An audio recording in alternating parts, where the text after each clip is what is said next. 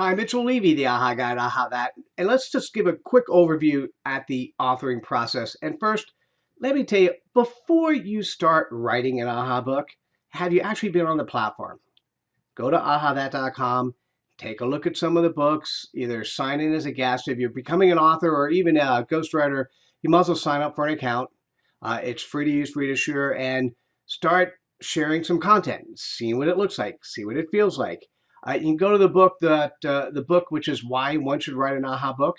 Go to the URL aha.pub/aha, and then just start reading through some of the quotes. If you don't know what AHAthat's about, it's harder to get your arms around it. Okay, then I know it not necessarily the logical order. You may want to read step number 2.